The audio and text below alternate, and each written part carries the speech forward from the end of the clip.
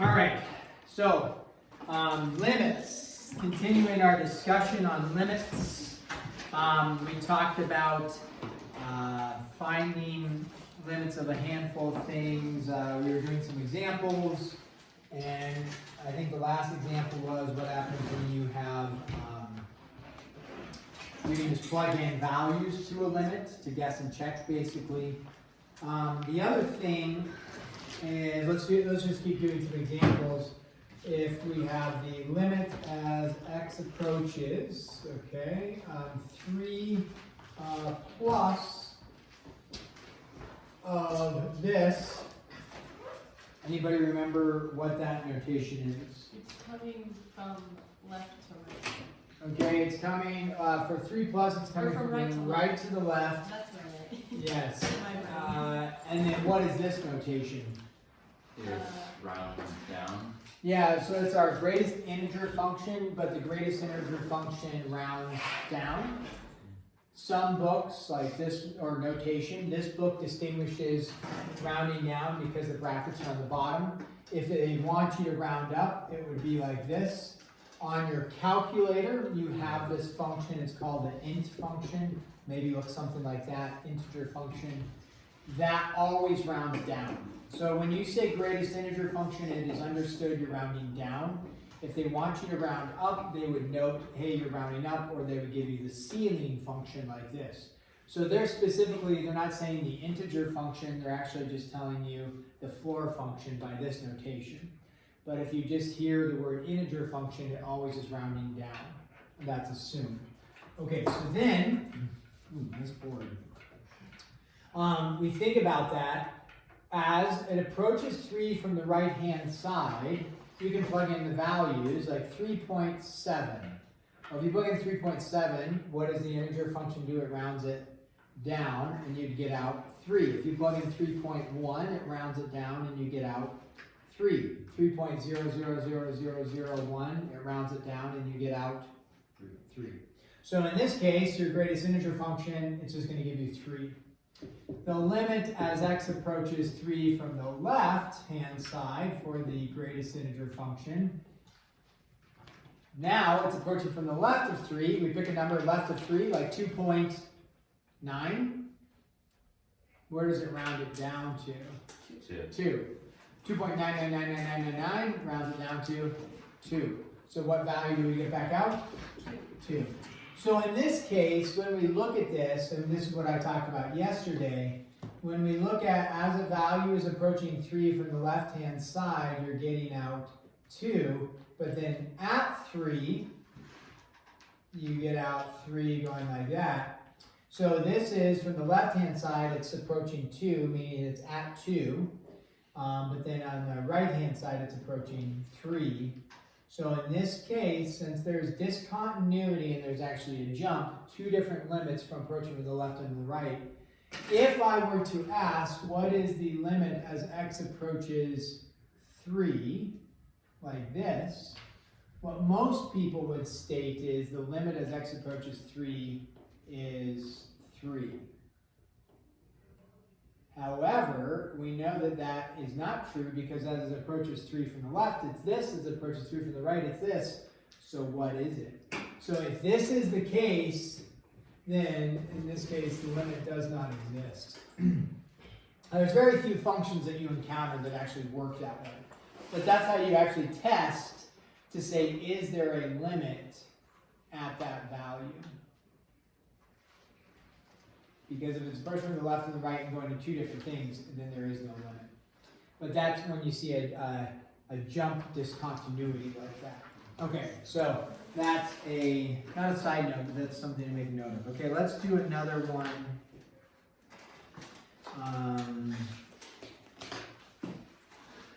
Okay, let's throw in races here.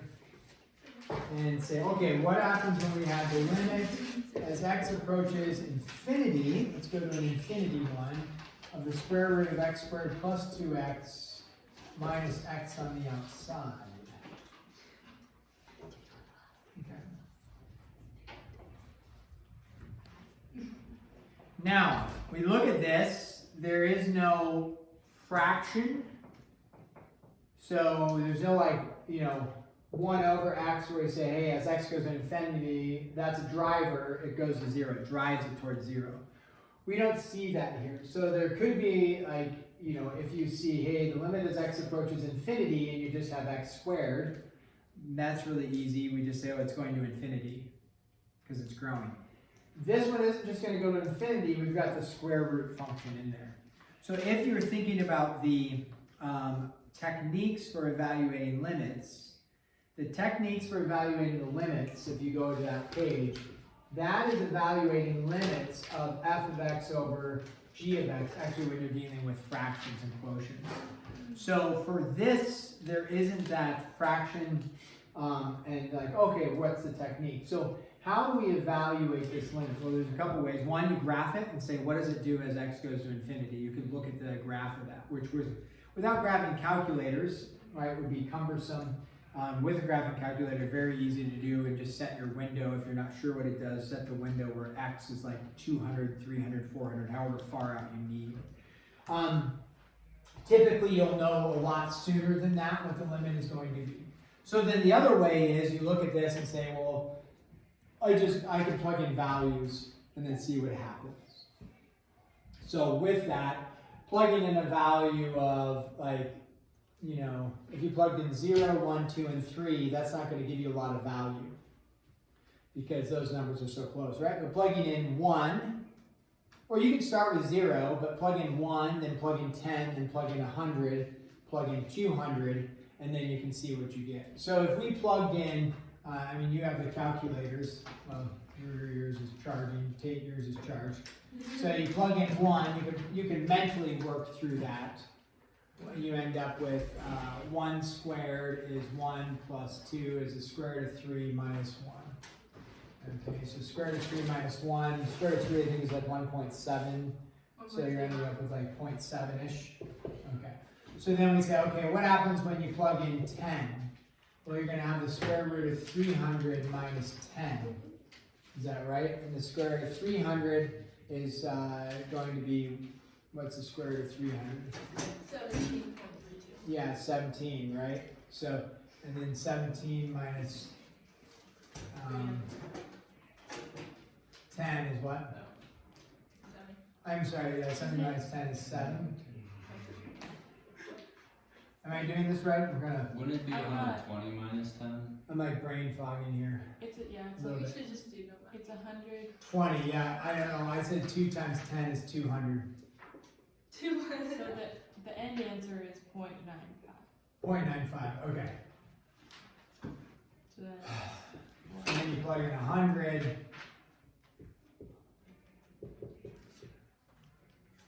that is negative 1.00. Negative 1.00? 0.005. But Really? 100 squared minus 200. The square root of 100 squared minus 200 is 98, and then minus 100 is 81. But it's 100 squared plus 200. Oh, I always miss that button, sorry. It's 100 and that's 0.995. Right? And then even without a calculator, we can start to recognize, like if you plugged in 10,000, let's say, if you look at this, 10,000 squared plus 10,000, like that, minus 10,000. Just getting closer to 1. Okay. When you think about that, yeah, this value here ends up generating, in addition to this, it's getting closer and closer to 1. So initially, yeah, I don't know, I'm trying to think of how to explain it, but this value carries more weight, but as you get larger and larger values, it's going to trend its value all the way towards 1. So with this, like just reasoning it out without plugging it in some numbers, you could try to reason what's going on, but would be this type of problem using a calculator. You wouldn't really need to do this, then this, then this, and this. You could probably just plug in, I mean, doing 4 of them is an extreme. But you can, f of 10, f of 10,000, okay, it's 0.95 and then 0.9999995, probably going to 1. Take a good guess. Probably going to 1. So, but 2 values isn't a great thing to hang your hat on, but it'll probably get you there in most cases. Now I want to do a limit, and this limit actually sets us up for calculus stuff. Yeah, oh yeah. So, this,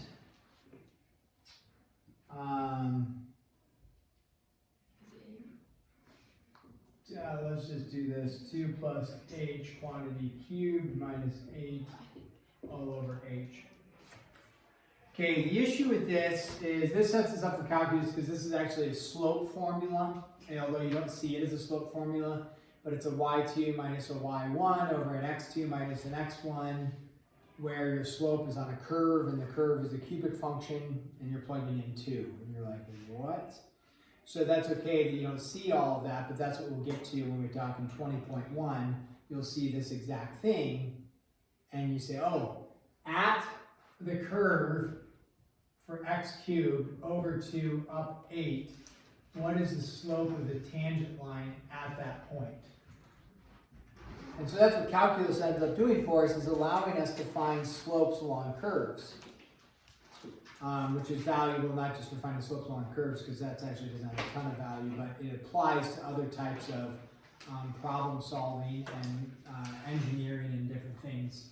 But you can find, like, so any slope along this curve, you can find the slope of a tangent line. And so it just tells you how steep is this at that moment along that curve.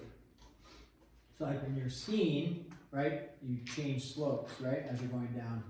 I have this image of Tate with no goggles, Oh, I remember no rain, gloves. freezing cold, no gloves, no hat, and like going up that miserable chair 5 at lookout, and I'm like, haha, this will do him in. That didn't.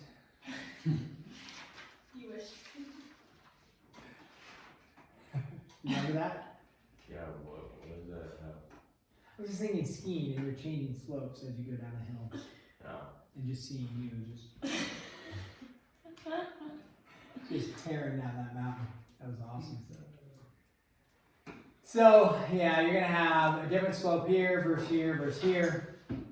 So the slope equation, and I'll show you where this comes from eventually, but what you do is you take the limit as h approaches 0, and in this case, can you plug in 0? No. No. So then you go to your techniques. If you can't plug in 0, we try to factor or simplify, and then go from there. So in this case, we can't factor right away. Actually, this is a difference of cubes. But what we do is FOIL this all out, and then see if we can cancel out the h from the bottom. These ones, the h will always cancel out for us, which is nice, these types of problems, and that way you can find the slope algebraically. Now, if you want to do 2 plus h cubed, you can go 2 plus h times 2 plus h times 2 plus h, and that absolutely works. You could also use whose triangle? Yeah, you also could use Pascal's triangle to recognize that it's going to be 2 cubed plus 3 times 2 squared h plus 3 times 2h squared plus h cubed. That's what it should come out to be if you remember Pascal's and how to use it. So that's kind of a nice way on the cubic ones. Foiling it out isn't too bad either.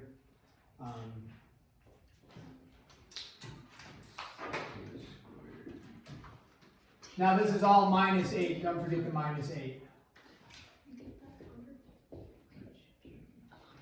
So 8 plus 12h plus 6h squared plus h cubed minus 8 all over h. Now, Carmody, this material will be on the final for you. You've just given up, I can tell. Can you tell? Yep. You just stare at me. Don't worry, there's no problem in changing your course of action and actually making a commitment to make the last week productive. Yes. There's nothing wrong with that. Even if it's just the last day that you make productive here, you know, you can do that. But you don't need my wrath. You just need my encouragement. I'm actually not angry, but I'm giving you a heads up. Pro tip. Okay, now, do our H's conveniently cancel? You bet, because we get rid of the 8 here, we get rid of the 8 here, and we recognize H, H, and H, so that cancels, that cancels, that cancels, that cancels, we get a squared there, and so you're left with 12 plus 6H plus H squared. The 12 is 6H, the H squared. The limit of that as H approaches 0, you plug in now, you can plug in direct, and you end up with 12. And so what you actually found out is, whether you knew this or not, you found out the slope is 12 for the tangent line at over 2 up 8. You found the slope is 12. Now you can visually see that if you were to find the slope at 1, it would be more gradual.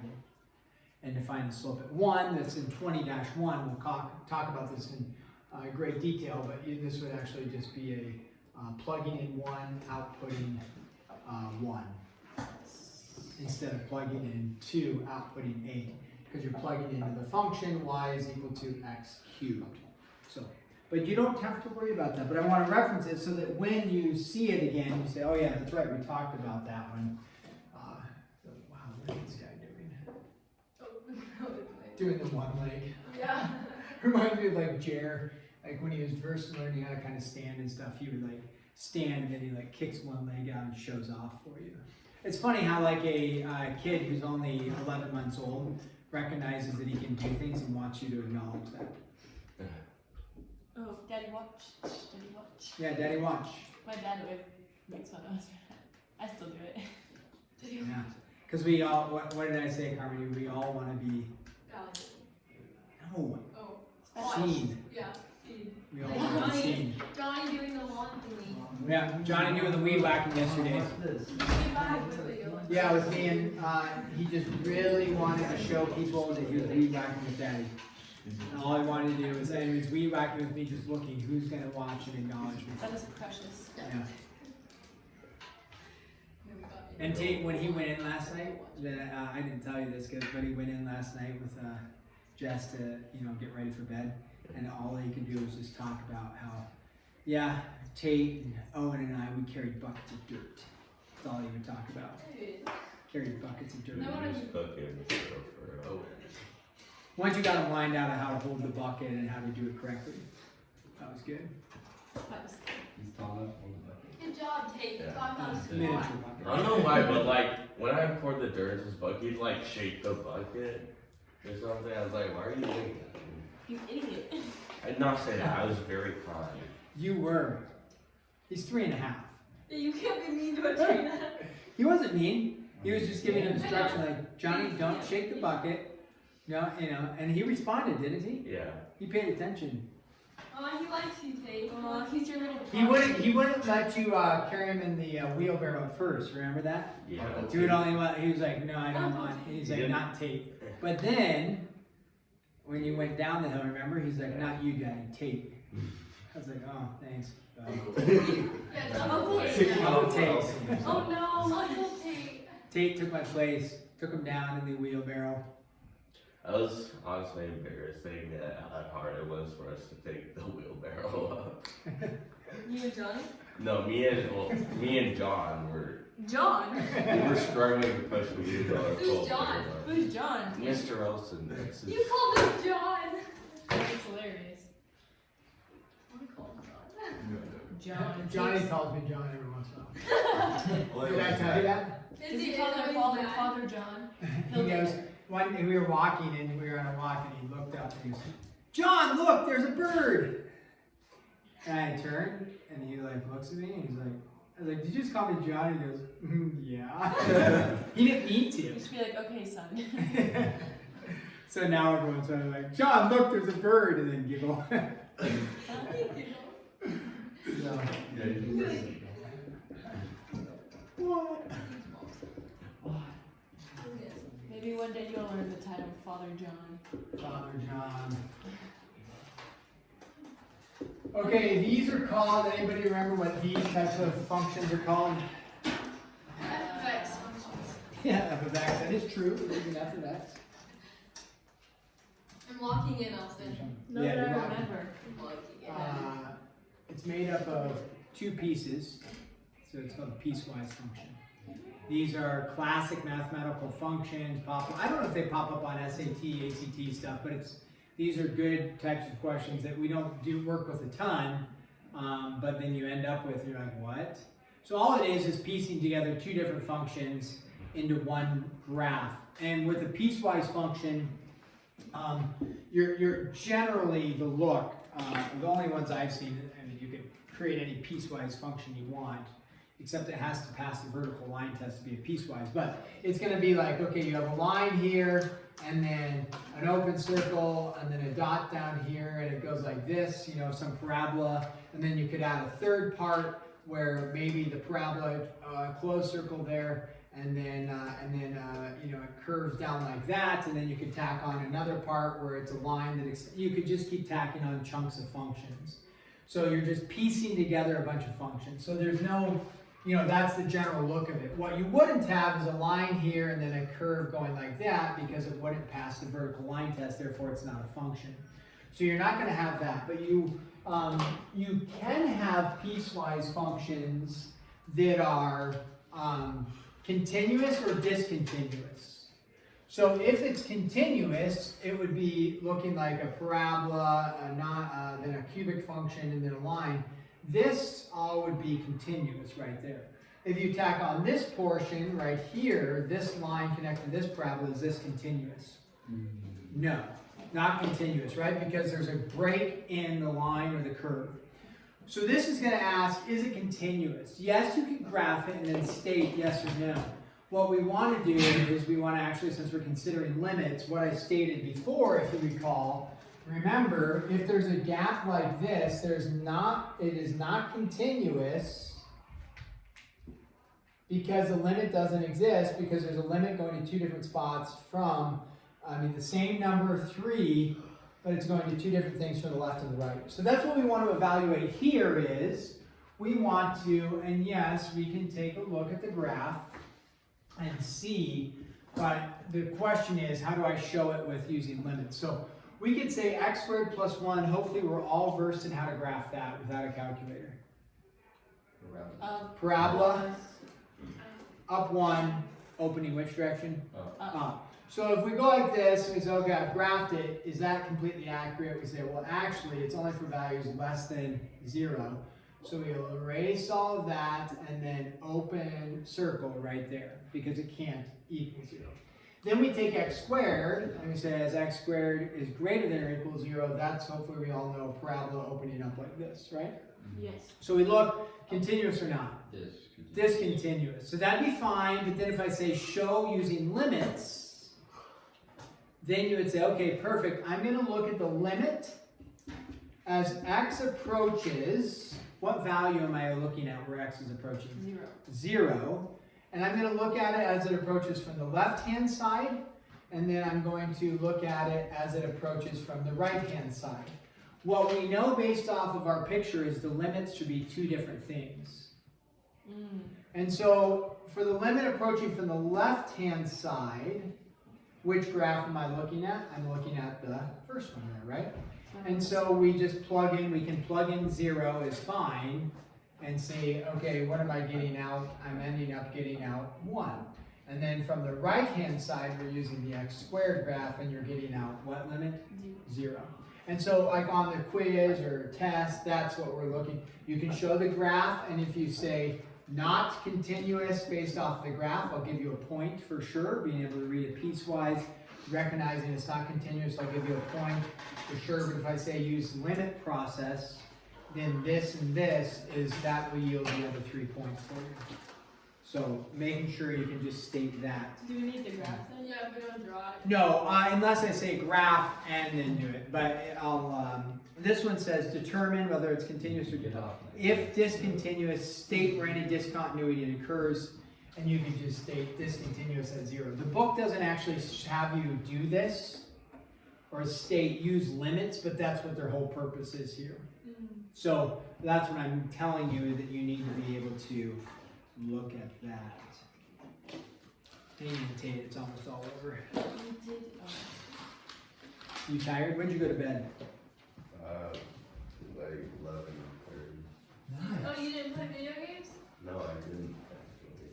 I'm so proud. Do you play Fortnite? No, I don't play Fortnite. What do you play? So, What no. do you play that? I play Star Wars stuff You on play the PlayStation 5. You play Star Actually? Wars? Yeah. Battlefront 2. I know your dad has it. Yeah, I know you You're did. That's hilarious. You ever play for your dad? No. Ask him to play. He's not good enough, or he's too good.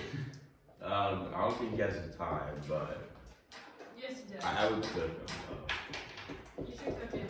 You should place a bet on you winning. Okay, so this one actually is pretty easy to consider. Why is this one easy to consider? There. It's not a piecewise, it's just, when I say, I'm sorry, I didn't put instructions, continuous or discontinuous? Let me grab that, Joe. Word. Word. That would be discontinuous. Yeah, it's absolutely discontinuous, where, why, or where at? Because there would be undefined, x cannot equal 1. Yeah, x cannot equal 1 on that, so, yeah, undefined at x equals 1, and therefore, therefore there is no limit. So that one, or there is no, at x equals 1, undefined at x equals 1, therefore not continuous at x equals 1. Now you could do the limit as x approaches 1 from the left and 1 from the right, and what you're going to see is that it goes to infinity or into negative infinity for that. And then in which case, if you have, at 1, it's approaching from the right-hand side, it's going to, go to negative infinity, and then from the left-hand side, it's going to go to positive infinity. So either way, it's not just that they go in opposite directions. That's not the point, because they could both go like this, and they're both going to positive infinity, But they can't. but it can't equal 1. So it's discontinuous because it's a domain restriction. So undefined at 1. So that one wouldn't require a limit process. You would just state discontinuous at x equals 1 would be enough information for me there. Okay, let's try this one. Continuous or discontinuous? What numbers did you guys have to do, right? 1 to 40, 1 1 to 41, okay. Let's do this one. The limit as x approaches infinity of sine of 1 over x. Okay, let's throw a trig in there. Sine of 1 over x.